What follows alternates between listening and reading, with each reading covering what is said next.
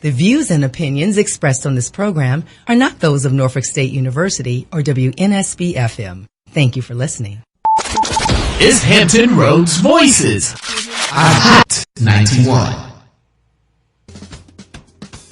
Everyone is shaped by their experiences. This is particularly true for a child who is in foster care or has been adopted. Their needs and concerns are different and unique. Hi, everybody. I'm Vanita Adams, and this week on Hampton Roads Voices, we're talking about parenting through adoption and foster care. What are the unique challenges of a child in foster care? What are the characteristics of a person who decides to adopt a child? And in the age of blended families, how does that work? And do you know someone or are you someone that has been adopted? We'll talk about this and a whole lot more next on Hampton Roads Voices, parenting through adoption and foster care on Hot 91.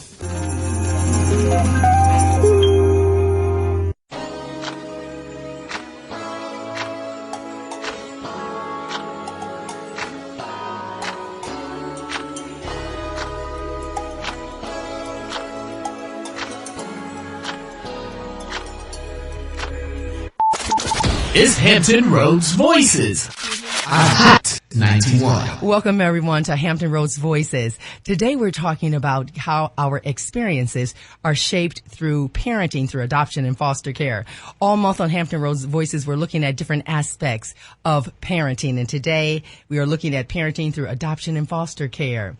Our questions for you, and we want you to call in 757-823-9110. What are the unique challenges of a child in foster care? What are the characteristics of a person who decides to adopt a child? And are you a person that has been adopted? Give us a call, 757-823-9110. Joining us today, we have two guests on the line. First of all, we have Mrs. Zilleen Kelly Bates. She's an engagement specialist with her company, Media Dynamics. Zilleen, thank you for being here today. Thank you for having me. And then on the line, we also have Miss Janet McDermott. She is the branch director for Virginia of Bethany Christian Services. Janet, thank you for being here. Oh, it's my honor. Thank you so much for the opportunity. So, Zilleen, I'm going to start with you. Tell us a little bit about yourself and how you're connected with our topic today, which is adoption and foster Well, I am by trade a advertising executive, and I do media buying and planning. But how I'm connected with the topic is that I have almost 20 years ago, I adopted a wonderful baby boy. His name is Edward Bates, and it has been just a wonderful experience. Now, getting him wasn't necessarily wonderful, the process, but once it happened, it ended up being such a joy. And we'll talk about that process because sometimes people think it is fairy tale and wonderful and, oh, you see this beautiful little baby and I'm going to take him. So we're going to talk about that process and the challenges of that. Jana, tell us about yourself and what you do. Well, I was born a social worker. I get excited about helping others overcome challenges. I've had many of those in my life, and I know there's always hope. And I envision a child where I envision a culture and a world where all children are loved and protected, and there's no abuse and neglect and struggle. So I now have the opportunity to work with a Christian agency that provides opportunities for families to help other children find their forever homes. I like that, finding their forever homes. I like that you say all children so they can be loved and protected. And if we really think about children, they are so vulnerable. They just are. Sometimes if you're out and about and you see little children, almost of any age, but I'm talking at this point about little children, and you think how dependent they are on an adult or on someone else. And just think if they are in an environment where they cannot speak for themselves or do for themselves, and how they need someone to take care of them, or as you say, to be loved and protected. So let's jump in and just talk about adoption overall? It's a big topic, I know that, and we'll only get to pieces of it today in our conversation. But let me throw out that number one more time, 757-823-9110. What are your questions about adoption? Are you adopted? Have you been adopted yourself when you were a child?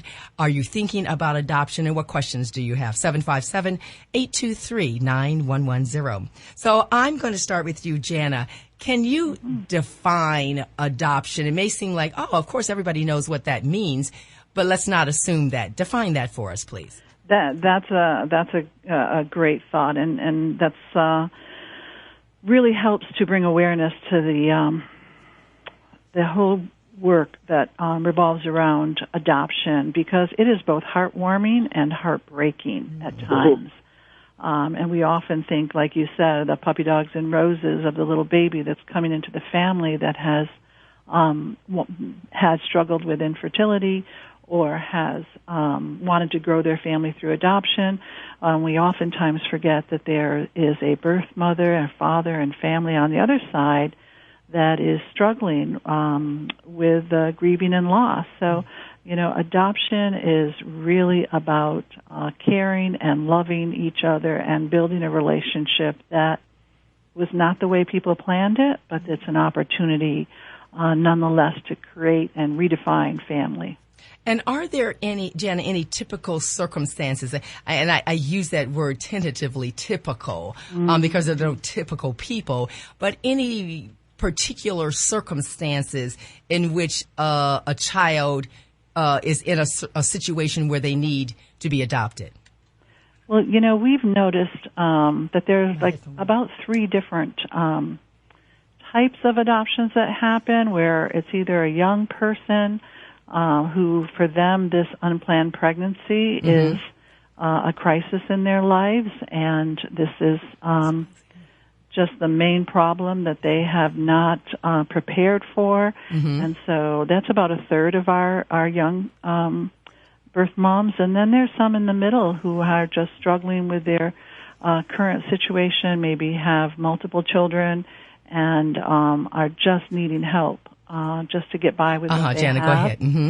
Yeah, and then there's other folks that are really struggling with crisis, whether it's substance abuse or mental health or other concerns that they have, and they really want what's best for their child. And all 3 of these folks, the birth mothers always want what's best for their child. So any decision they make to go full term and have this baby, it is a decision in strength and love and compassion. So we really honor our birth mothers. So, Z, tell us as much as you'd like to. Share with us some of your experience. What got you thinking even in this, the vein of, okay, I'm going to adopt a child, and then we're going to move into a little bit about, you said your son, Eddie, is wonderful, but the process wasn't wonderful. Tell us a little bit about how just the thinking of, okay, I think I'm going to do this thing. Right. Well, Ms.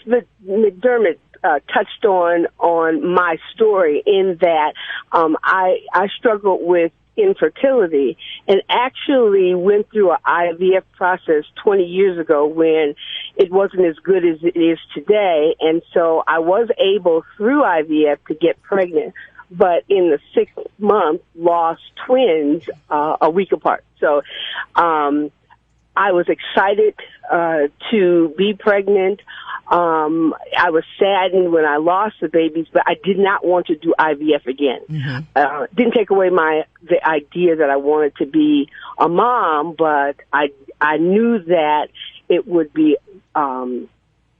fine with me to go through to do it through adoption rather than to try to have another biological child. And so once I convinced my husband, who wasn't on board in the beginning, he went through, I want my own son. But now if you were to ask him about his son, you better not say anything about his son because it is, in every sense of the word, is absolutely his son. So that's kind of how we opened the door to that. We knew that we wanted to do an open adoption once we decided that adoption was the way to go, and that's kind of how we got on our journey. And we're going to talk about open adoption in a moment. So tell us, and we're going to take a break in a few minutes, but tell us some of the challenges. Again, we know it's not rainbows and butterflies. So tell us some of the challenges, the process of what it took to go from A to Z in terms of now you have this wonderful, almost 20-year-old son and so forth. What were some of the challenges? Well, it was a little intrusive in terms of when you first decided that you wanted to adopt, you had to kind of be an open book about who you were and let them look at your life, your lifestyle, and to have people assess to tell you whether or not you would be a good fit for adoption. So that's a little invasive right there. Mm-hmm. Because I went through an open adoption process, it meant that I met families that were considering giving their children up for adoption. They hadn't already. I met pregnant women. The first family I met was a woman who had an affair and got pregnant, but she had 2 other children. She brought her children to the meeting where we were introduced. And it was real obvious that even though it was a very painful decision for her, that she was not going to do that. Mm-hmm. The second family that I met, it was a 15-year-old girl who brought her grandmother and her mother there. And she was trying to make the decision to give her child up. And again, it became pretty obvious after we had the interview that while the daughter may not have wanted to mother the child, the grandmother and the mother did. So an open adoption puts you in a position of having to meet and introduce yourself to a variety of mothers, not knowing whether or not they're going to, give their kids up for adoption. And then the third family that we met, they loved us. They had decided that she wanted to give her baby up. When the baby was born, the baby was not well. Mm-hmm. And I just said, this is, I'm supposed to do this. And my husband said, you really don't do sick well. Mm-hmm. And so that kind of broke my heart, but he was right. Mm-hmm. I didn't. So those were just three opportunities of almost, thinking that you might have this possibility of getting a child. Now, the fourth time was the charm. Oh, okay. Because I had finally got to the point I said, don't show me show me a baby that's born, that's well. and let's think about that. Right. And sure enough, the adoption people called the cradle and they said, we have a baby. He's 3 weeks old. Gave us the background story, and the rest is history. It worked out, and it worked out very well. Wonderful. Well, we're going to take a break right now, and we'll come back on the other side. We're going to continue with talking about adoption. Our number, give us a call, 757-823-9110. This is Hot 91. Is Hampton Roads Voices. Hot 91. If you're just joining us, I'm Benita Adams, and on Hampton Roads Voices today, we're talking about parenting through adoption and foster care. We have 2 guests on the line, Miss Jana McDermott from Bethany Christian Services. She's the branch director for Virginia. And also on the line, Mrs. Zalene Kelly Bates, an engagement specialist and her company Media Dynamics. Now, right before we left for the break, Zalene, you were talking about your experiences as before you got your son, the process of adoption. And so, Jana, I want our listeners to know the types of adoption. She mentioned open adoption several times, but I just want to make sure that our audience understand the types of adoption. Would you explain that to us, please? Sure. And Zalene, she mentioned the whole spectrum of adoption. So once you've seen one adoption, you've seen one adoption and one relationship, and it can be different things for every family. But it used to be where people would have either closed adoption or an open adoption back in the day. But Bethany has been doing facilitated and open adoptions for the past 20 years. It can be anything from one visit a year and transferring pictures and letters or gifts on behalf of the birth family, or it can be where the adoptive family has their email, has a blog, keeps in touch, visits on holidays and birthdays. So we talk about now relational adoption, where you build a relationship slowly just for the betterment of that child, and to share their history and their life openly, without stigma, without any embarrassment, but just owning the authenticity of their story.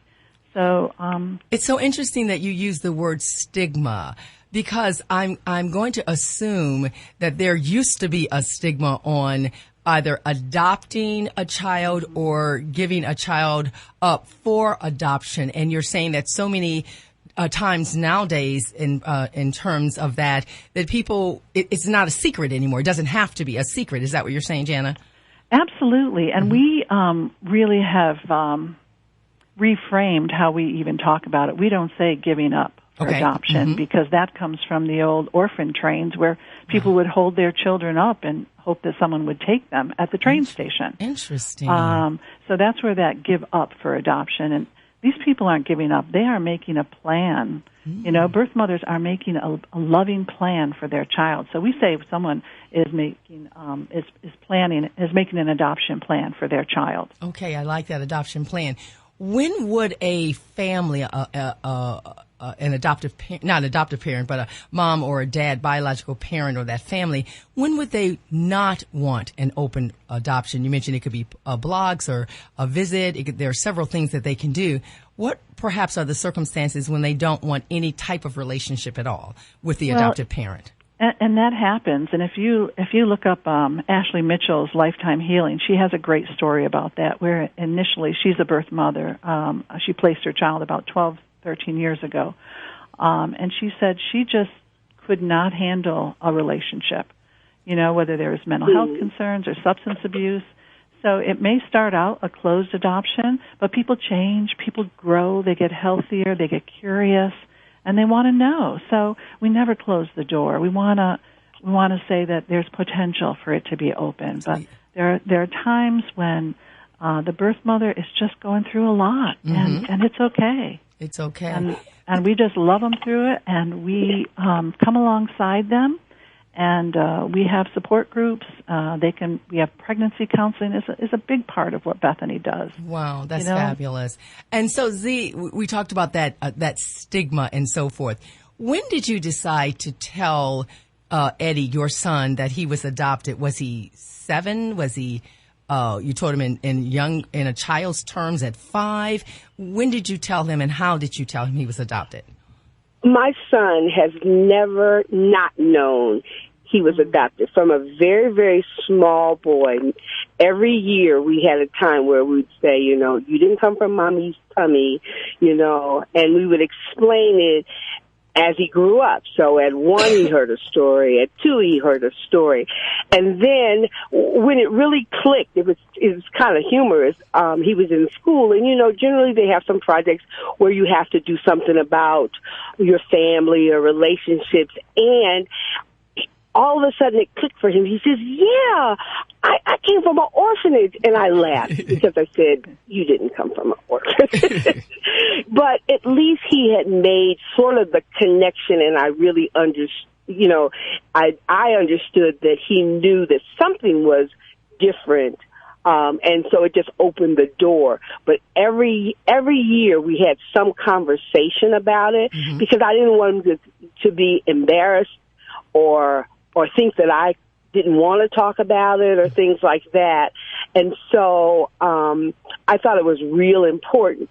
Also, I'll say that when he got kind of close to a few of his friends in school, I didn't tell the school that he was adopted. I didn't think that really mattered. But I did want some of his closer friends and their parents to know, because if he had told his friend, well, you know, I'm adopted, they probably would have said, boy, you're just, you know, stop saying that. You're not. They probably wouldn't believe it because they hadn't heard it from us. Right. And so I told the mothers and the fathers, I said, our son is adopted, and so if the subject ever comes up, don't laugh it off.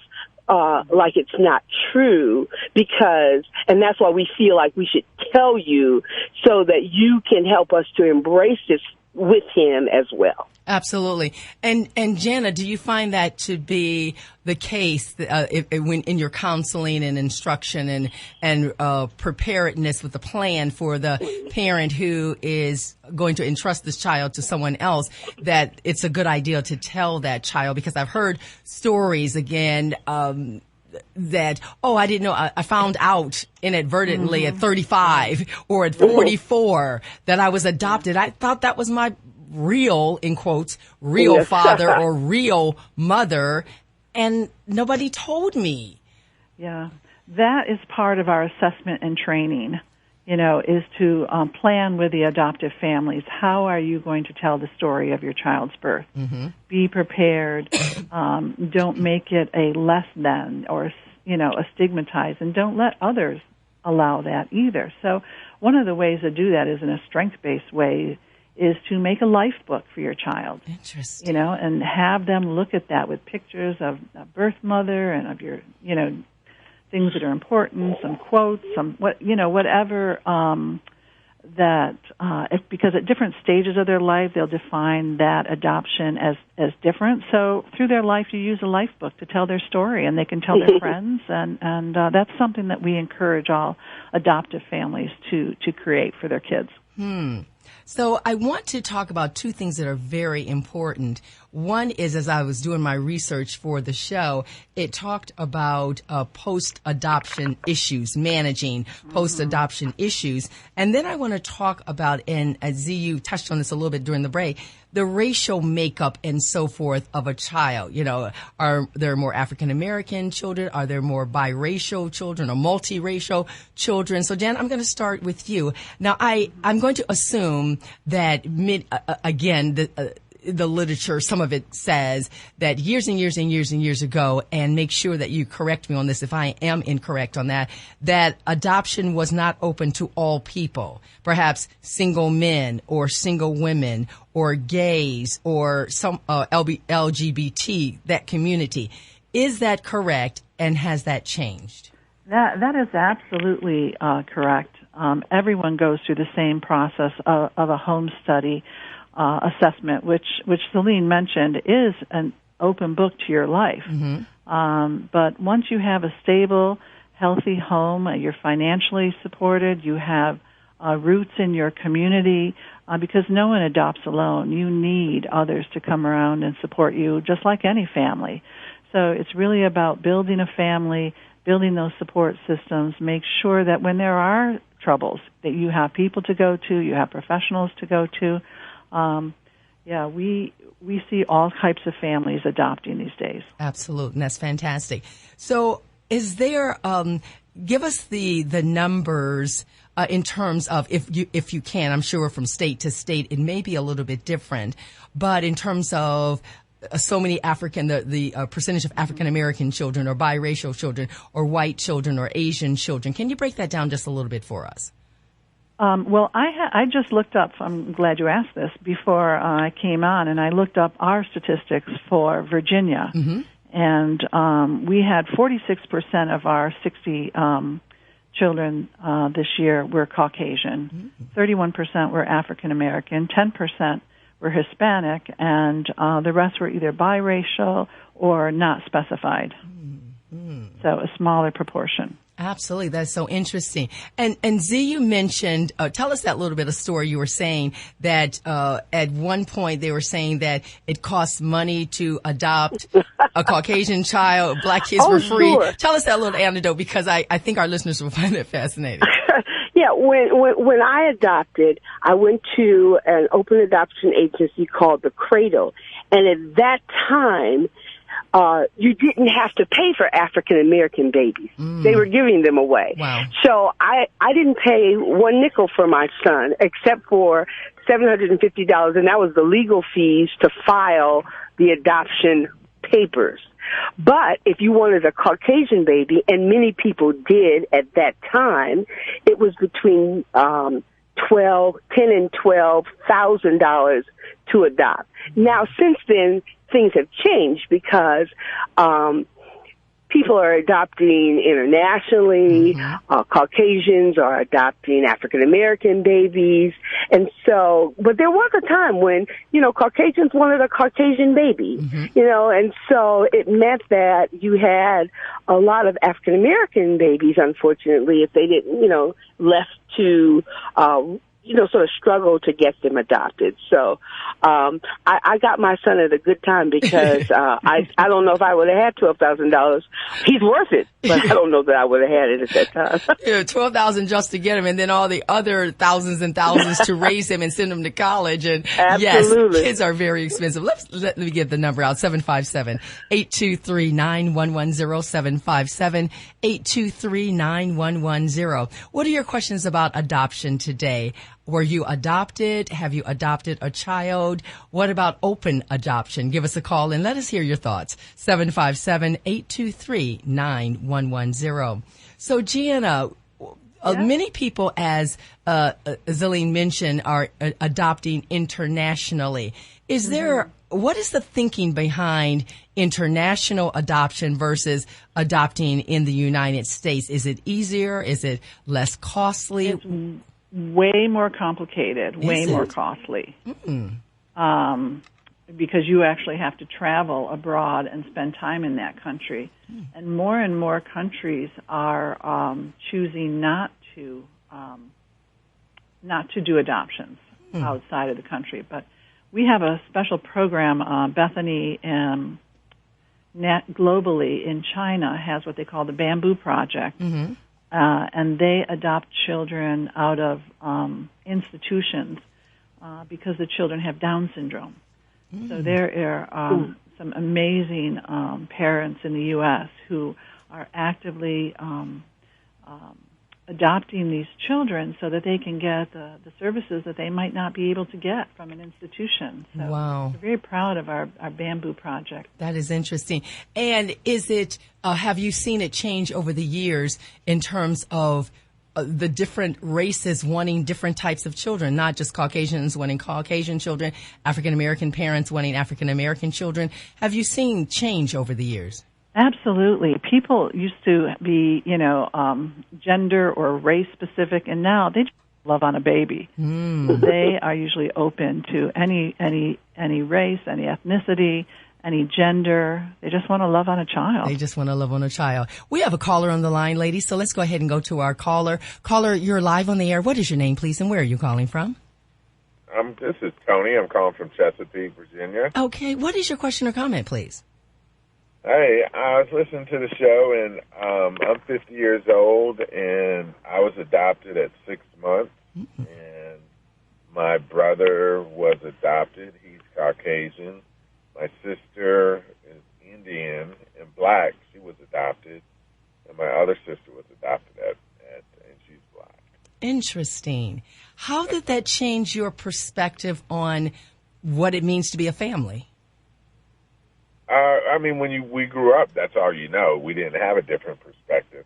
My parents told us all, like you said in the show, the first time we always understood it. They never held it from us. So but that's all you know. That's all you know. But when you go out and as an adult and visit other families and look at their dynamics, you can't see a difference, or you can think, oh, that's not how we were. It's like, wait a minute, something looks different here on Sesame Street. One of these things don't belong. Does not belong. Right. It's like, wait a minute, something looks different here and then my family. But I understand that. So what would you say, Kelly, to a person who is interested in adoption? What would you tell them from your background and your experiences? You're wanted. That's the first thing. If you're the kid, you're really, they're not paying, they actually paid money for us. They went out and searched us. It's not like other kids come out, they may not be wanted, So it's really, we're lucky. Absolutely. Thank you so much for your call. I appreciate that. Z, he says that the simple fact that he was loved and he was wanted. Speak to that for a person who's maybe thinking about adoption. Well, family really holds such an incredible power to connect us, to lift us up, to transform lives. If you have, if you are privileged to have love and a healthy home and that you can give that kind of love to a child, sign up, adopt. There are children that need you and that need a loving family. That needs a loving family. See, we're going to take a break in a moment. What would you say to him or to someone who might be interested in that? I'm going to tell you a quick story. Mm-hmm. I was watching the news one day, and they did a piece on adoption, and they were talking about bringing a child into your home and what you had to go through. And I sat there and I said, man, that is awesome. That would be a great thing to do. And then I said, oh, I did that. It's such a wonderful a thing to do, to the point that when you adopt a child, some people think that adoption is just like sitting on your lap at all times. You're always thinking about it. That couldn't be further from the truth. Mm-hmm. Once you take these children into your home and you become a family, you almost have to remind yourself that the way your family came about or came together was through adoption. Mm-hmm. It becomes just that wonderful and just that natural. Like I said, I saw that story and I said, oh, I had to remind myself that I actually did it. So that's a great story. I love that. I love that. Well, we're going to have to take a break. We're going to come back on the other side. We invite you to give us a call at 757-823-9110. This is Hot 91. Is Hampton Roads Voices. Hot 91. If you're just joining us, welcome everyone. I'm Benita Adams, and today on Hampton Roads Voices, we're talking about adoption and foster care. We're going to go straight to the lines. We have a caller on the air. Caller, you're live on the air. What is your question or comment, please? My comment was just merely to discuss in terms of adoption, and sometimes that we can be tentative about the prospect of that option. Mm-hmm. And, to just remind people that even when it comes to the difficult questions that children might ask, whether when they're young or when they become older, it's really about, I think, exposing them to the different ways that families can come about, and that they can come about through someone giving birth to someone, and they also can come about by families coming together and someone being, chosen, right, to be part of a family. And I think sometimes that can make the journey not only a lot easier, but seem a lot less, difficult to kind of visualize for someone who is seeking that option in terms of building a family. I love that you say that. I forgot to ask you what your name was and where you're calling from. I apologize for that. It's okay. My name is Sandy, and I'm calling from... Okay. And are you an adoptive parent, Sandy? I am. I'm an adoptive parent. Absolutely. And what was your thinking behind adopting a child to be a part of your family? I think for me it was just really about the idea of knowing that I wanted to be a parent, and I was at a point in my life where I wasn't at a place where I was about to get married, and just wanted to learn about the process. Mm-hmm. And through engaging in that process and doing research, I realized that there weren't as many boxes as I had assumed in terms of the process, that there was training available, that there were resources available, and that there were, even in the different counties, resources that are available to help parents not only develop the skills, but learn more about either the fostering or adoption process. I love that. Sandy, thank you so much for calling. I appreciate that. Okay, thank you. Now, that's interesting because she touches on some things, I think, ladies, that we looked at as well. She talked about letting that child know, as you said, Janet, it's not I gave you away, I gave you up or something like that, but you were chosen. I listened to the motivational speaker Les Brown, and he said he had to reframe his background. He and his brother were both adopted. He's out of Florida. He was born in Florida, and he used to say, they gave me away, my parents gave me away. Mm-hmm. And then someone told him, no, you were not given away, you were chosen with love. Mm-hmm. and he had to reframe his entire story, the narrative, his language. And I think that's very powerful because our words are powerful and they create and they destroy. And so I think that's so interesting that Sandy mentioned that, and that she realized that she was not alone, that there were resources, training, there's skills to be developed and so forth. And I want to touch on that a little bit with Bethany Christian Services. But before, Z, I wanted to ask you, both of you, but Zillian, I want to ask you, we had talked about some post-adoption issues and looked at some things. And I want to look at how important it is to know some of the background and history of a child who is adopted, for example, his medical history. Tell us a little bit about that and why that's so important. One of the reasons why I love the open adoption process is that you are able to communicate with some biological family members of your child and find out some background. And the most important thing I think the birth mother told me is that her family had a history of asthma, and oh boy, we found that out very quickly, and it's been, asthma is a challenging kind of issue for a family, especially for, the person that has it, and our son does. And so I was so thankful that I was able to access a little bit of that information. Unfortunately, I don't know the birth father, so I don't know what physical or health challenges on his side of the family, but I was able to find out a little bit about the health challenges on his mother's side. And even with that background, even if it's not just the medical aspect, are those in an open adoption or your personal decision with you and your husband, is there any information that you have shared or will share with your son about what you do know about his family or his birth mom?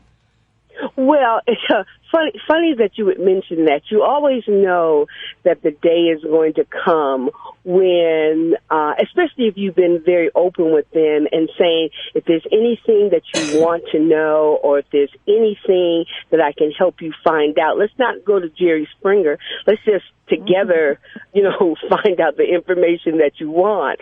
And so we've always been very open with our son about any questions that he might have about being adopted.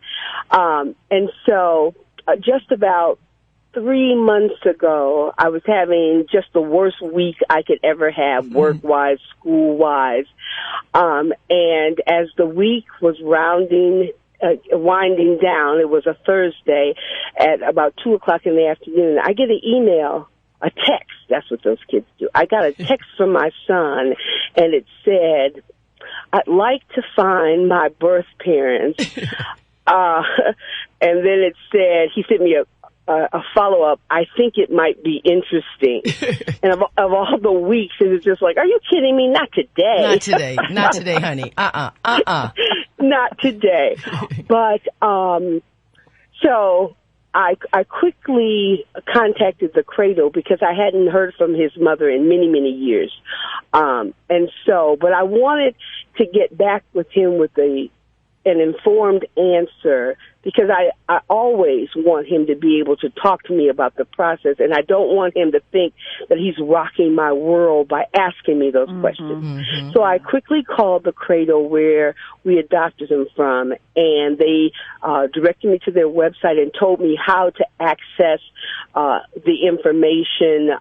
They would help us. And we could have a conference call. And so I quickly let him know that the information was available and it wasn't an unusual question. And, we can take the steps. But I really wanted him to be the person that initiated. If he was really interested in it, I would help him, but I wouldn't do it for him. He has seen his adoption papers. He asked for those a couple of years ago, and I showed that to him. So we have a pretty open relationship and try to address any questions or concerns that he might have along the way. Now, that's interesting because I would imagine, not knowing, but I would imagine perhaps that even though you knew the question was coming eventually, or the statement, how did you feel though? Actually, did it make you say, "Wait a minute, I'm your mother," or "Wait a minute, I have done this, and this, and this," or "Of course it's coming"? How did you actually feel when it really came? It wasn't a good week, so it was kind of comical, because I said, of everything that's happening, I knew this day was coming, so why did it have to be this week? But it didn't rock my world, because I'm very comfortable. I know that my son has a birth mother, but I'm not confused about who I am, and neither is he. Right. My son knows that I'm his mom, and he knows that I'm his son, and my husband is his dad.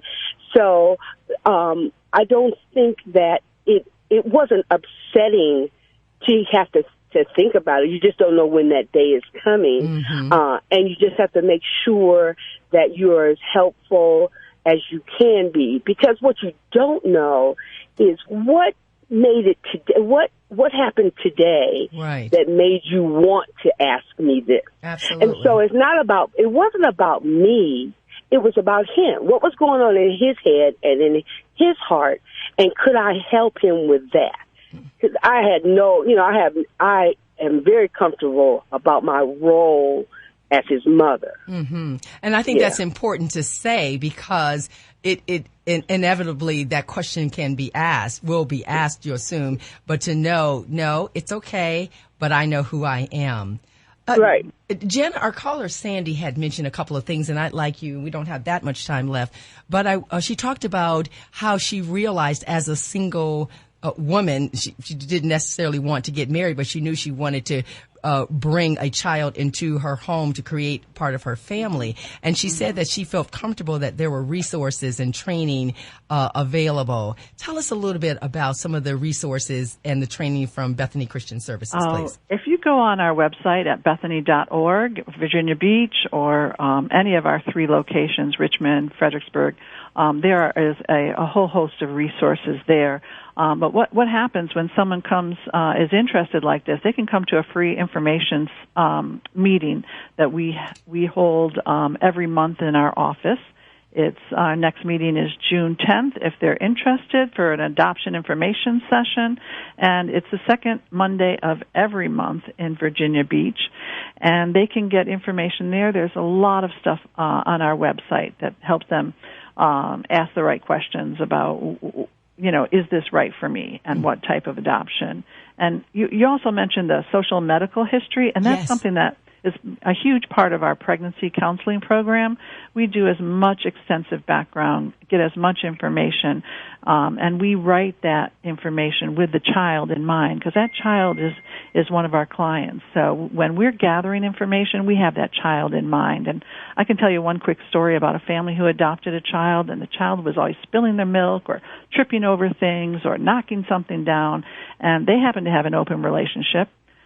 The birth mother was in California, came out this way and actually visited and stayed in the home with the family. And this woman knocked over things, tripped over things, and was clumsy. And a light bulb went off in their head. Oh my gosh, this is your mother. Obviously, it's the same thing. She was just not coordinated. And so there are little things like that. It's really heartwarming to learn, and that's one of the benefits, to have that open relationship with the birth family. So give us maybe, and we will give out that resource information in just a moment. Again, the website one more time and the phone number in about a minute or two.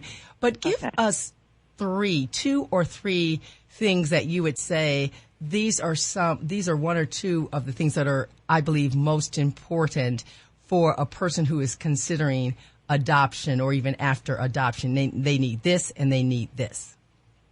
They really need to be comfortable with who they are and what their motivation is for adoption. I think that's a key point. Are you doing that to fill your need, or do you have enough love that be able to put that child's needs first? I think that's crucial. So to make sure that you your motivations, and your motivations, and you can talk about them, and then having a support system is really very important for anyone bringing a child into the world and parenting a child. Mm-hmm. All right. So having a support system in terms of family or friends or Family, spouse. friends, exactly. Mm-hmm. I find that very interesting. Of course, we've heard the adage over and over again, it takes a village to raise a child. But I think it takes a village to do anything, but it does take a village to raise a child, for sure. Yeah, and be willing to ask for help if you need it. I mean, there may come a time that, you need to reach out for some help. Never be afraid of that. And one other thing is, talk about adoption in ways that is not putting people in as a second-class citizen or a second-class child. Talk about it because it happens more than we know, and we shouldn't have to hide it. I find that's great advice because I remember, again, language. We had a couple that moved next door to us years ago, and it was a blended family. And when I first met them, not knowing, and I had to go back and apologize, I said, which children are yours and which children are his? And she said, they're all our children. I went, Amen. Oh, my goodness. I said, I am so sorry. I said, I apologize for saying that. I didn't know any better. And I, of course, changed since that time. But we inadvertently say things like that. Yeah, like real child. Which ones are your real child? Your real. Which are really, Right. and it just creates such a stigma, and we need to move away from that. Absolutely, absolutely. Z, what would you say some of the one or two of the resources that were most helpful for you when you first adopted Eddie? Well, the cradle where we adopted him was very welcoming. Well, for the first 6 months, they had to come on site to our home and check us out. So, I mean, that was sort of mandatory. But I think that having a support system, just like Janice said, the love and support of your family to get you through this. And while I wanted to be a mother, I knew nothing about being a mother. So the village, I really absolutely needed the village. I think probably that's the most important thing for me. Mm-hmm. We have a caller on the. Okay, we don't have a caller on the line. Absolutely. So in our next few minutes, our last few minutes, I want you to speak to that person who is on the fence or at least curious about adoption. What would you say to him or her? I like Jana's point about going to an information session, and I will say that's kind of, I had two experiences. One, I had a very dear friend of mine who adopted a son, and she just had the most wonderful things to say about the cradle and different things. Mm-hmm. And then it's interesting, when you open up your mind to adoption, you find out that there's more adoption going on than perhaps you even know, because you don't have to tell everybody that you've adopted. So sometimes you find out things because of your experience. We had another friend of the family that had adopted a son. We didn't know he was adopted, but once he heard that we were interested, began to share their story. But it was very helpful to be able to go to the cradle and go through the information sessions and really get a very realistic view and picture of what the process was going to be like. And I think it's comforting to kind of have that information, because if you just go in there blindly, I think you might be a little fearful. My husband wasn't right on board when we first started. Mm-hmm. He talked about wanting his own son, but boy, 20 years later, I think I mentioned this earlier, he has his real son and his own son, who we just happen to have adopted. Right. And I just think by talking to various people that have been in that situation, that have done what we've done, will give you a clearer understanding of whether or not this is really something that you want to do, and the assistance of whatever the adoption agency is through their training and their courses. I think that'll help you make the right decision to whether or not you'd like to adopt. And I tell anybody, if you want to be a parent and for whatever reason biologically you can't, do not miss the opportunity. Check out adoption. It's just I just have no regrets. Wonderful, wonderful. And Jana, very quickly, give us that website again, please, and a phone number.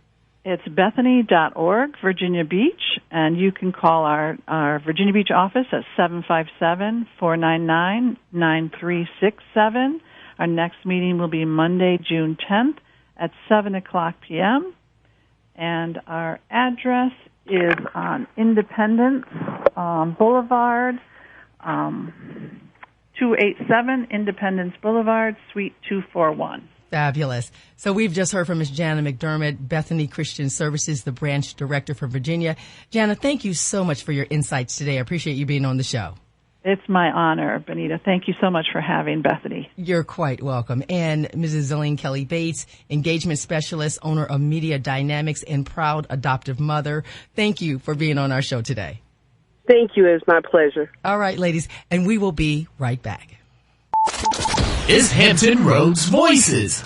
Hot 91. If you're just joining us, welcome everyone. I'm Benita Adams, and all through the month of May, Hampton Roads Voices has been talking about aspects of parenting. Today we're going to talk about parenting through adoption and foster care, and we want to hear your experiences. 757-823-9110. 757-823-9110. Do you have you been in the situation where you have fostered a child? If you've been adopted, are you considering that? We want to hear from you. On the line, we have two guests. We have Miss Heather Wilson from the UP Center. She's the Intake and Recruitment Manager. Miss Wilson, thank you for being with us today. Thank you for having us. And also on the line, we have Miss Risa Moore, Case Manager of the Family Center of Hope. Thank you so much, Miss Moore. Thank you for having us. Absolutely. So, ladies, I'm just going to start simply by asking you to tell us about what you do. Miss Wilson, I'll start with you. All right. Well, I am the Intake and Recruitment Manager at the UP Center, and in short, I match children and families together when they have been in situations with biological families or legal custodians that have been abusive or neglectful. They come into foster care, our agency's contacted, and we make sure that they have a safe and loving home. Very nice. And Miss Moore? And from there, I'm an individual that goes actually into the home to help manage the case, manage of what our children need, what our foster parent and adoptive parents need, and make sure that all the needs are met from the aspect of all around, not only mentally but physically. Mentally and physically. Oh, I love that. So let's start by asking, what does it mean exactly to be in foster care? Is there a time period? Is it from birth until 18? So, Ms. Wilson, I'll ask you, being in foster care means what exactly? Because I want to make sure that we're laying the foundation properly. Right. So our agency specifically, we serve children ages 0 to 21. Children can remain in foster care until the age of 21 years old. The reasons they might come in, it could be abuse, neglect, it could be the parents are deceased, whatever the case may be. When children enter into foster care, that's when we come in to change the trajectory of their lives and make sure that they're either reunified with their parents when they're in a more stable space, or that they move towards adoption when the parents are not able to get themselves together. And Ms. Moore, the same kind of thing. You mentioned that you go into the homes and find out the needs of the family or the needs of the child, or both of those, Ms. Moore? Both of those. Okay. Find out what the needs of the child is our first point. We want to find out what they need from a therapeutic standpoint in regards to perhaps counseling, medication management, group therapy, in-home counseling. But we also work, if the plan is reunification with the biological family, then we also work with the biological family to learn and help them understand parenting. And when in regards to the parenting of what works best with this child now, what is the pro-social aspect of parenting versus anything that may have had the child previously removed from the home. Absolutely.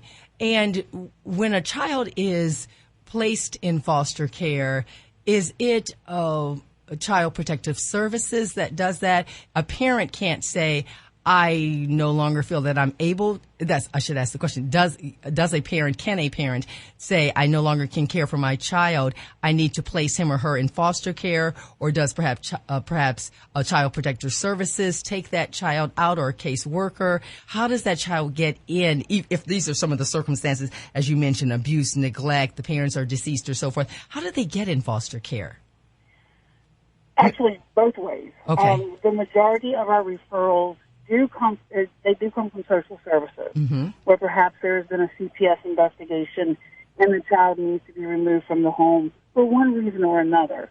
But there also are circumstances where a parent has exhausted all resources and attempted to manage their child in their home, and they've come and said, I need additional help. I need to place the child in residential, and maybe before going back to the biological family or adoptive family, they would come into foster care, and that parent can seek services themselves also. Interesting. And you've mentioned the term reunification. Is the goal almost always to be reunited with the biological parent? It typically starts that way. Most kids come in with the goal of reunification, and the judge will outline some requirements that they need from the parents to take care of, whether it be substance abuse classes, parenting classes, whatever the case may be. And as time goes on and they're not able to meet the goal of reunification, then there's also another goal for the child, which becomes custody to a relative. If there's not a relative that comes forward, or the relatives are not able to care for the children, then that goal will then be turned into adoption as a goal. Now, I'm going to ask a question. It may seem like it's I'm pushing the envelope just a little bit, but it is an important question to ask, and that is, why do we assume that the biological parent or even a relative is the best to be with a biological parent or a relative, the best place and the best case for a child? Or are we assuming that's just the ultimate goal? Well, there are so many scenarios that can bring a child into foster care. You can have a two-parent home and the simple death of one of the parents.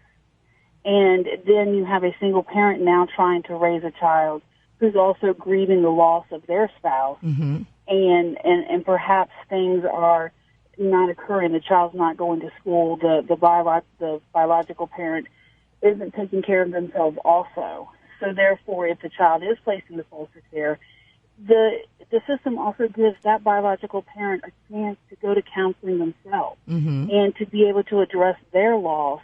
And so it is good to return back. We want to always look at, is returning to the biological family the best placement? And in situations like that, then yes, it is.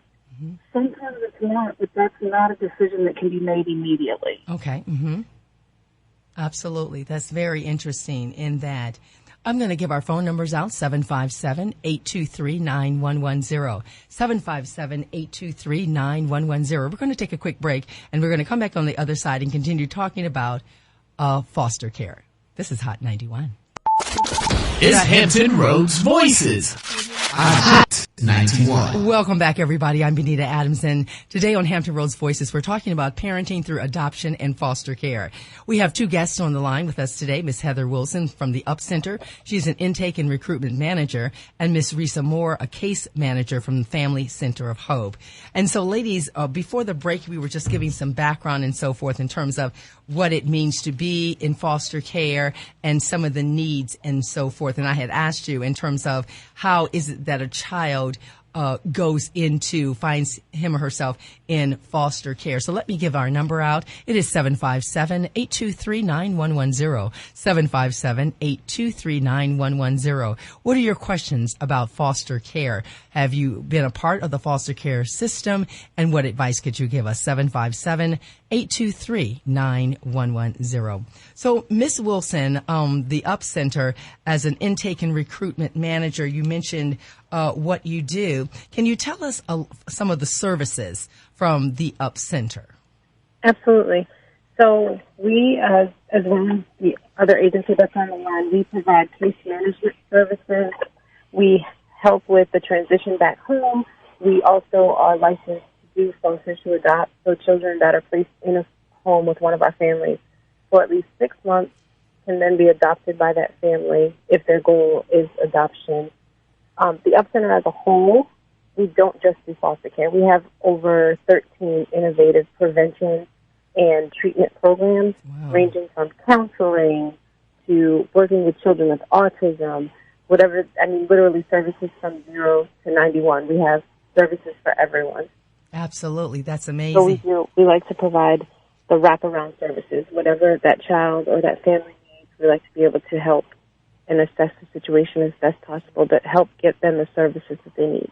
Wow. And it's amazing. As I was talking to our first two guests on our first hour of the show, we were saying we all know the adage, it takes a village to raise a child.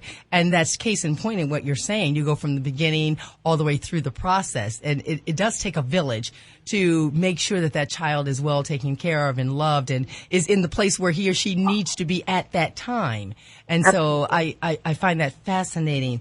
And Ms. Moore, some of the services of Family Center of Hope. And we also provide the case management services, in-home services, as well as adoption for any of the foster children that are in our home. But we also do adoption outside of the home for families that would like to place their child for adoption, or families that are seeking an outside adoption. We also do those services as well. We can also follow the child after discharge if the locality would like to contract with us to make sure that the transition is a smooth transition and if the child is becoming acclimated to their new environment. Absolutely. I think we have a caller on the line. Caller, you're live on the air. What is your name, please, and where are you calling from? My name is Rich. How you doing? I'm calling out of Portsmouth, Virginia. I'm actually at work right now. Why? Rich from Portsmouth. And what is your question or comment, please, Rich? Well, I have a comment. Me personally, I was a child in the foster system from the ages of 15 all the way until 21, and I've been listening, and I listen to you guys often when I'm at work. Great, thank you. And, yeah, no problem. It actually interested me because I noticed that if it's CPS or whatever they call it, depending on state lines, they're all different as far as, like, what their process is. One thing I could say for me was it was a good and a bad experience. I don't know how it is now because I'm 33. Right. I was at 15 and I was discharged at 21. And it's true what the lady was saying. Every case is different. Right. But in some cases, I've noticed that sometimes the foster homes, they place you in are worse than the homes that you were taken from. And really? That's just mine. Yes. Interesting. That's just my opinion, you know, because I was in a pretty decent home, and it was just that my mom was overwhelmed with more than 4 children. So they removed us, but they wound up separating us because what some agencies don't tell people is that there's sometimes parents who will not take teenage children. They'll only take newborn children, or some of them are not, you know, capable of taking what they call therapeutic children, medications. So, in essence, you wind up splitting up the children, which is a bad thing. Interesting. You know? Sometimes it's good, but in most cases, from what I understand, it's been bad. And this is coming from New York, you know. Coming from New York. So I don't know how it is in the Commonwealth, but that's just my experience. Rich, I so appreciate you giving us a call, and thank you for listening. No problem. Thank you. Ms. Wilson, I'm going to ask you to make a few comments about what Rich said in terms of, let's start with just the part here about if there's more than one child in a family that goes into the foster care system. Is it likely that the children will stay together, the siblings will stay together, or are there times they have to be placed in different places? So I think there's definitely some validity to what Mr. Rich was saying.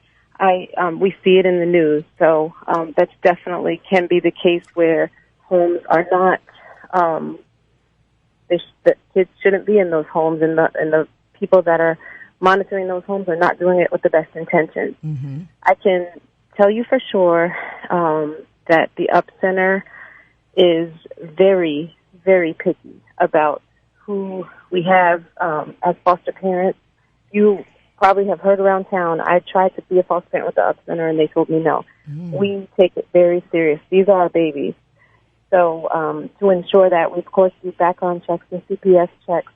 But other than that, we also literally ask questions to dig into that family's business. We want to know, what trauma have you experienced? Mm-hmm. Did you work through your trauma? Because if you haven't, I guarantee our foster children will trigger it. And on the other end, did you work through your trauma? Because maybe you can be an asset and help another child work through their trauma. So I do think for sure that the guidelines have changed, and it's very strict. The state does the best that they can to regulate our system and the rules that we have to put in place, mm-hmm. but we take it very serious. I've been at the UP Center for 11 years.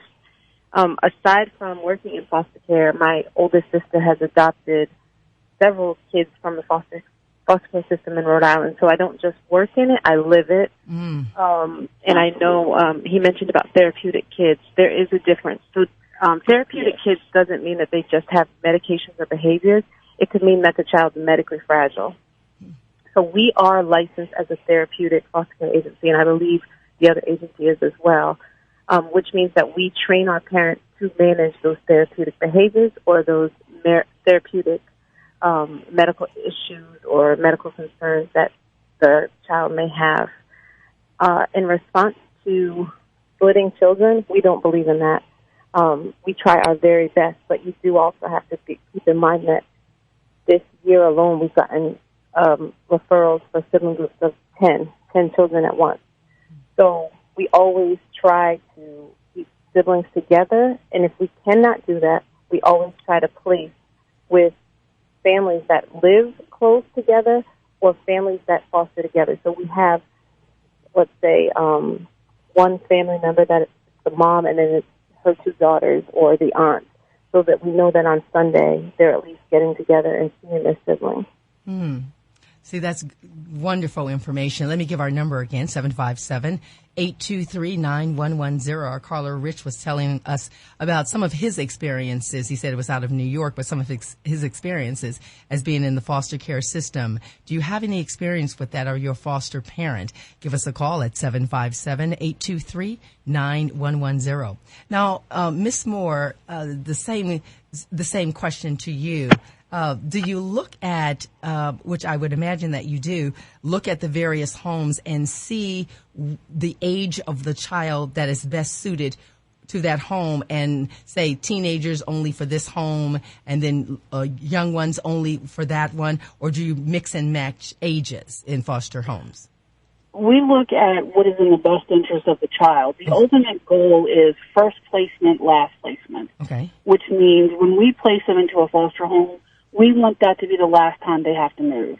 That is going to be their forever home, whether it's through adoption of that parent or if they're eventually going to return home. Mm-hmm. Our parents are therapeutic parents and have certain skill sets. We have some of our parents that will work well with our medically fragile children, and when we have a child that is medically fragile or is on the spectrum, we automatically go to that parent because that is their expertise.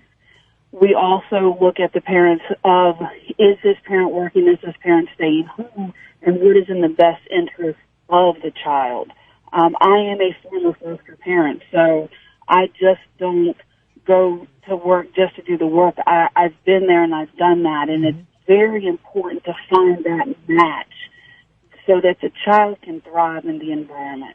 We look at where the parent lives. You know, if we have a young child and they like to do recreation, does this parent live in the country where it's kind of hard to get to recreation? And should we look at a home that is closer to the city? We look at the whole aspect. We just don't take one thing. We look at the child as a whole, the family as a whole, and we want first placement, last placement. Excellent. We have a caller on the line. Caller, you're live on the air. What is your name, please, and where are you calling from? Hi, my name is Laura Brown. Miss Brown, yes, and where are you calling from, Miss Brown? Suffolk, Virginia. Suffolk. And Miss Brown, do you have your window open or some air on? Because we can really hear. If you could turn that down or your window up, that would be great. Yeah, it might be my blue. The windows are up. Okay, great. Yes. So, Miss Brown, what is your question or comment, please? I had a question about, I know my girlfriend did foster me, she adopted a child, and she has a foster child. And that when she goes on vacation or has something to do, that there's someone that will watch the children or care for the children in her stead. Is that still available? Is that something that the UP Center is part of? Yes, it was formerly called respite, and now we refer to it as short-term foster care, and that's definitely an option. We do have some foster parents who just come through the training that we provide to just be a short-term foster care parent, and so they would be in place of if you needed a weekend off, or if you were taking. We always like to, let me say this. If you're going on a family vacation, we expect for you to include the children. They can travel. But let's say if it was an anniversary trip with you and your spouse, then that would be different. Then you could use short-term foster care. Very interesting. Ms. Brown. Okay, and so go ahead. And so that's who I would, if I was interested in doing that, is the UP Center who I would contact? Yes. You would contact us, and we would get you all set up. We have a training that starts in July, so as soon as you're ready, just give us a call. We'll get you all taken care of. Awesome. Okay. Great. Thank you. Ms. Brown, thank you for the call. We appreciate it. I find that fascinating because especially when you said, Ms. Wilson, about if you're going on a family vacation, the children can travel, so you can take them with you as you would do any child that's a part of your family. And so I think that that's very important. And it is important information when you mention that there are short-term people who can take care of your children, if your foster children, if you are going out of town, that you cannot take those children with you. So I think that's excellent information to put out there. We have a couple of our youth, I would say about 7 of them, that actually have passports and have traveled outside of the country. So it's all about giving them experiences that they might not have had. Absolutely. Our number 757-823-9110. You just heard Ms. Brown call in and ask about short-term adoption. If you have any questions, give us a call, 757-823-9110. Before I break, I do want to ask, Ms. Moore, I want to ask you about the concept of aging out. Can you tell us what that is exactly? Aging out, it used to be that when a child turned 18, that they could, and they still can, find themselves out of foster care. What we were finding is that 18 is not the magical age where we know how to make every decision, and we know how to support ourselves, and we have a place to live. Now there is something called fostering futures, where that child can still continue to remain with the foster care system. They must be working and or in school, and they will still have a stipend, provided money. There are times that they can remain in the foster home if they want to, or we can help them identify their independent place to live. But they are still followed by a social worker. They are still given the guidance that they need. And then at 21, that is when they will then age out of the foster care system. You can have something called permanent foster care, and that, again, is where you can remain until you're 21. And that is when the foster parent signs a legal document with the courts where they will assume responsibility of a child. It's not adoption, but it's a step down from that, where they will assume the responsibility of the child, help the child, allow the child to stay with them. Again, as like a parent, we ask that our parents treat our children like it was their child. And you mentioned the term forever home. And you want this to be there, not to be moved around from place to place. But with that thinking, is it assumed, if that's the case, that that child would not go back to the biological parent or family for whatever reason, and that's why it's considered a forever home? The forever home is more of a term used as in that's the place that they won't leave if their goal is up for adoption. A child cannot be adopted unless the biological parents' rights have been terminated through the court system. Right. And that does take some time. So when a child comes into care, they can have a dual plan, which is either return to family, identify a biological family, or if that doesn't happen and the parental rights are in the process of being terminated, then we can also work towards adoption at that time too. Interesting.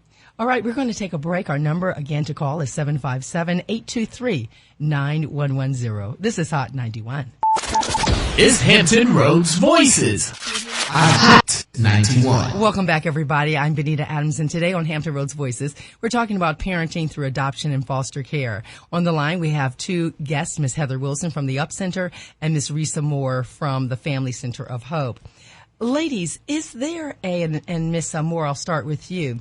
Is there a, in quotes, typical person who would be effective as a foster parent? Can you be a single man, a single woman, the LGBT community, or does it have to look like something in particular for you to be eligible to be a foster parent?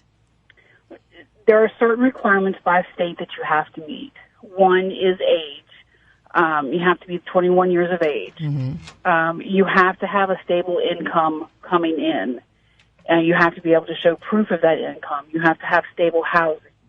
You also have to pass background checks, which include a CPS background check, where they also check the last 5 states you lived in for CPS. And then you also have to have a fingerprint background check, where they check all 50 states and territories of the United States.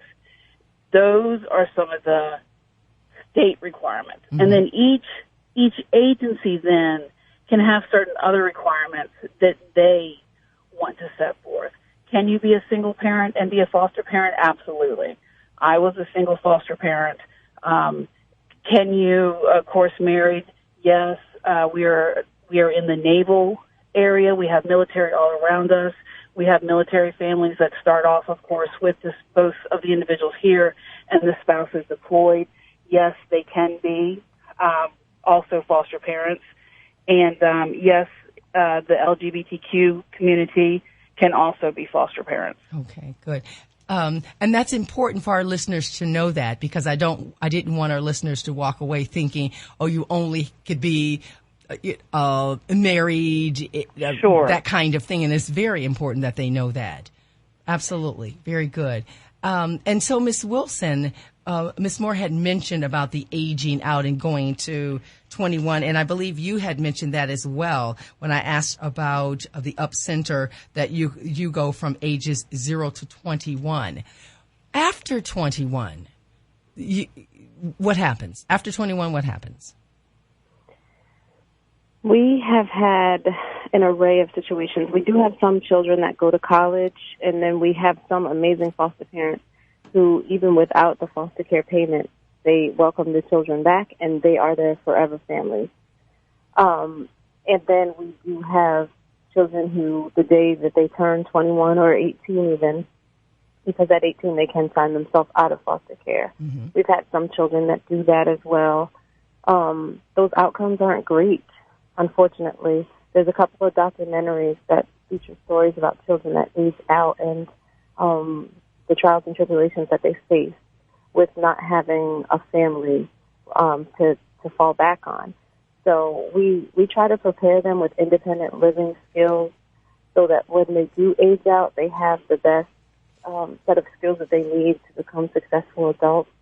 It doesn't always work that way, and in most cases, to be just completely transparent, the aging out is definitely an issue, and it's something that we work really hard, and I'm sure that the other program does as well, try to really, really put all hands on deck to make sure that it is a smooth transition. It doesn't always happen that way, but the good thing is that our families do this because they love these children, and a lot of our foster parents will stick by them and be that home that they can come back to if they need to. Mm. Now, I agree with you. I'm sure we've all seen a movie or two, whether it's an old movie or something like that, where, and even our caller Rich, who grew up in the foster care system in New York, had mentioned something like that. But what are some of the unfortunate issues that can happen in a foster care setting that makes it unhealthy for that child? And is it in terms of maybe the old movie saying they just got into foster care because they were being paid to be a foster parent? Miss Wilson, I'll start with you on that one. So some of the things that happen when they do age out, it's mostly financial, having financial stability. Of course, we always have as soon as a child is, even at 1 day old, we start a bank account for them. So they will have something to fall back on. Wow. But obviously that money is going to run out. So it's homelessness that they face. A lot of kids struggle with addiction, so they might fall back into addictive ways. So it's a lot that they're just faced with. And living in a home and then having to live on your own, that's a hard transition for anyone, let alone someone that has been faced with trauma. So to answer remind me of your second. The other question was some of the circumstances in terms of an unhealthy environment, unhealthy foster care environment for a child. And I was making the mention of, we've probably seen movies where somebody says you only became a foster parent because you were being paid to be a foster care parent, and those things. That's what I had mentioned. Mm-hmm. So yes, we don't see that as much with our agency. Okay. Because if we noticed anything like that, we wouldn't have that foster parent be with our agency. Absolutely. So we do try to, like the other agency, you have to have a surplus. Mm-hmm. So we do make sure that you're not relying on the foster care payment for payment. But aside from that, we meet with our children to ask them if everything is okay and how everything is doing. We meet with them in private, away from the foster parent. And we also have them sign off to initial and show us that they've received the funds that they receive as far as their allowance. Foster children do get allowance after the age of 4. Mm-hmm. So we do try to put those checkpoints in place so that we don't run into situations like that, because that is just very unfortunate for a child to feel like someone is being their parent for funds. That's a scary thought. Absolutely. Ms. And Moore. It should also, if I could add to that. Yes, ma'am. In order for an individual to become a foster parent or even an adoptive parent, they must go through extensive training before their home is even opened. And it is also during that training, that initial training, that we are also watching them. We're watching what questions are you asking. We're watching how are you handling this activity of a role play with a child that may be escalated. And there are many times that we will pull parents who want to be foster parents during this training and say, maybe this isn't for you right now. Maybe you still have some trauma that you're still dealing with, or maybe you've just moved here and we can tell with the area and you're uneasy with things. So even before a parent is certified to accept a child, the training that we put them through, the activities that they have to do, the homework that they have to do, also will help give us an indication of, is this the right time for them to be a foster or adoptive parent? That's a good point, because it may not be right now. It could be 2 years from now, a year from now. And that's an important point to bring up, because the person may want this. They may desire this and want to help a child in this way, but it's just not their season at this time. Correct. Mm-hmm. That's a very good point. Our number is 757-823-9110. We're speaking with Ms. Heather Wilson from the UP Center and Ms. Risa Moore, who is with the Family Center of Hope, and we'll be right back. This is Hot 91. Is Hampton Roads Voices. Hot 91. Welcome back, everybody. This month we've been talking about on Hampton Roads Voices all things dealing with parenting. Today we've been talking about parenting through adoption and foster care. And on the line now we still have Miss Heather Wilson from the UP Center. She's the intake and recruitment manager, and we have Miss Risa Moore, who is the case manager at the Family Center of Hope. Now, Miss Moore, during the break you gave us some fascinating information about the number of children in the state of Virginia who are in the foster care system waiting for homes. Can you share that with our listeners, please? Sure. In the Commonwealth of Virginia currently, our statistics for 2019 is we have 5,493 children in foster care. Wow. And that is an astronomical number of children that just want a stable and loving home. Mm-hmm. That is amazing. Now, why is it that it has increased? Is it younger parents? Is it how society is? Is it economic status? Is it the educational system? And I know I'm asking a lot. That is a very broad question that I'm asking, but anything that you have seen that you can point to, it says it's more of this than that caused us to have over 5,000 children in the system. I think in talking with a friend who works with social services, for example, she had told me that in the month of February, they had 10 infants come into their care because of methadone addiction. I think our narcotics problem is a huge thing for our infants coming into care. I think for our teenagers, it's just the stable home. They don't have that stable home, and that's what we're seeing. And even though they are a teenager, they still want that stable home. They still want that forever home. And adoption is wonderful. And we're currently right now, one of our 17-year-olds, he's been adopted. And he is so excited. And so the age doesn't matter for adoption, but we do have our kids coming in, and they do need that home, and it's a variety of reasons why they're coming into care. Wow, amazing. Now, Ms. Wilson, we only have a couple of minutes left. Can you speak to that person who might be interested in foster care? Can you speak directly to them, please? To the family that's considering fostering, come into an info session. I always tell families to go to different agencies. Don't just come to the Up Center. See what agency is best fit for you. Ask those questions that you want to ask. Just come and gather as much information as you can. And also start out as a short-term foster care parent. See how it is just on the weekends and warm yourself up. I think anybody's going to just enjoy and welcome the knowledge that you'll get from just attending an information session to find out if it's a good fit for you and your family. Wonderful. How can they get more information about the Up Center?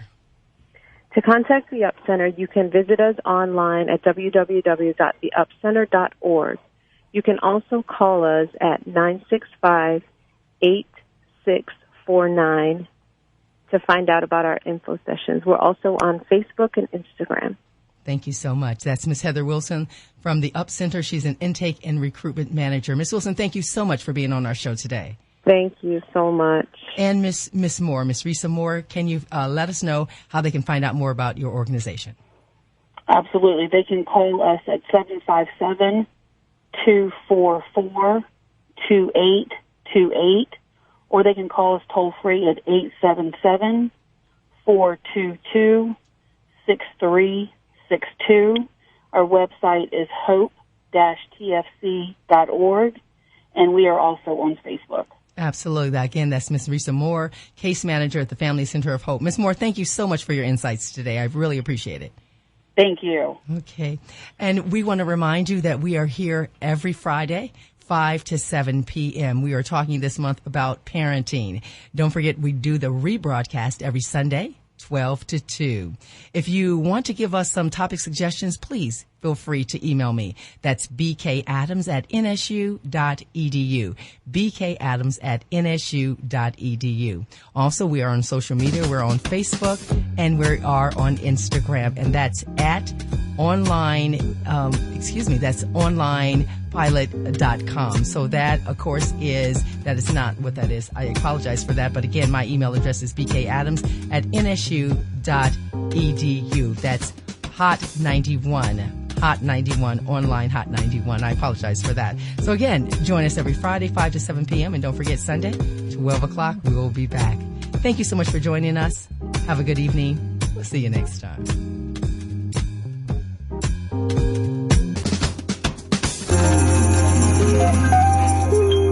The views and opinions expressed on this program are not those of Norfolk State University or WNSB-FM. Thank you for listening.